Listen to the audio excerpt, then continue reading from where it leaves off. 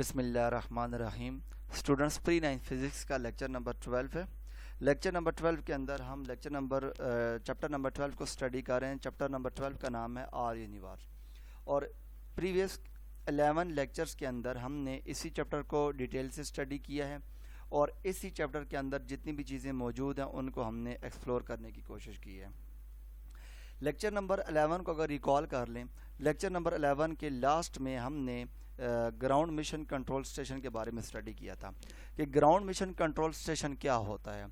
Ground mission control station وہ والا station ہوتا ہے کہ جو سیٹلائٹ کی نقل و حرکت کو کنٹرول کرتا ہے, اس کے بارے میں اسٹڈی کرتا ہے, اور سارے کا سارا سیٹلائٹ کا کنٹرول جو ہوتا ہے وہ گراؤنڈ مشن کنٹرول اسٹیشن کے پاس ہوتا ہے.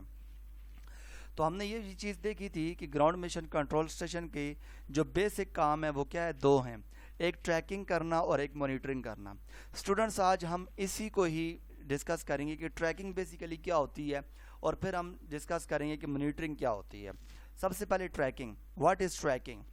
Continuously reporting the position of satellite اور اسپیس پراپ.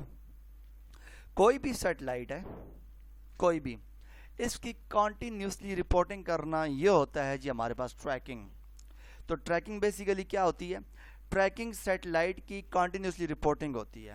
مثال کے طور پر اگر یہ سیٹلائٹ موو کر رہا ہے تو کیسے موو کر رہا ہے, پل پل کی رپورٹ رکھنا, اس کو بولتے ہیں ٹریک کرنا یا کنٹینیوسلی رپورٹنگ کرنا. تو گراؤنڈ مشن کنٹرول اسٹیشن کا ایک کام ٹریکنگ ہوتا ہے اور دوسرا کام ہوتا ہے مانیٹرنگ. تو ٹریکنگ ہم نے دیکھ لیا. ٹریکنگ کیا ہوتی ہے؟ جو کوئی بھی سیٹلائٹ ہے یا پھر اسپیس پراپ ہے, اس کو کنٹینیوسلی بار بار رپورٹ کرنا, اس کی ایک ایک منٹ کی اور ایک ایک سیکنڈ کی رپورٹ رکھنا, یہ ہوتا ہے ٹریکنگ. تو نیکسٹ ہمارے پاس ہے کہ مانیٹرنگ کس کو کہتے ہیں. What is monitoring? Receiving the signal from space craft and decoding, پھر اس کو ڈیکوڈ کرنا into useful information. Useful information for the scientist is known as the monitoring.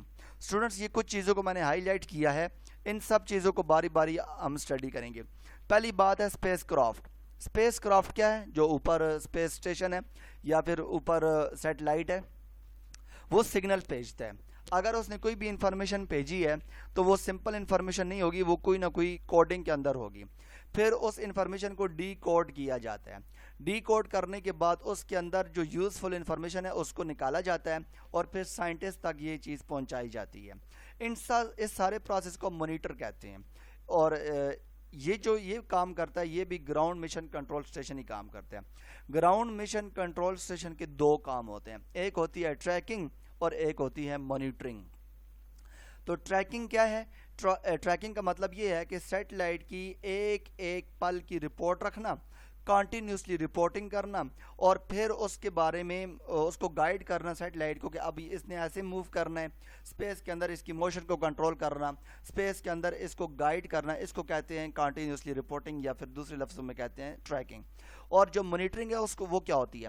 اب مانیٹر سیٹلائٹ کا کام کیا ہے؟ سیٹلائٹ کا کام یہ ہے کہ اوپر سے انفارمیشن کو کلیکٹ کرتا ہے, پکچرز وغیرہ بناتا ہے, پکچر بنا کے اس کو سگنل کے طور پر نیچے زمین میں بھیج دیتے ہیں. جیسے ہی زمین میں آتی ہے تو یہ جو اسپیس کرافٹ سے انفارمیشن آتی ہے یا کوئی بھی سگنل آتا ہے, کیونکہ سگنل تو ہمارے لیے سمجھنا مشکل ہے, وہ کوڈنگ ہوئی بھی ہوتی ہے. پھر یہ اسپیس کرافٹ سے جو بھی سگنل آتا ہے اس کو ڈی کوڈ کرتا ہے.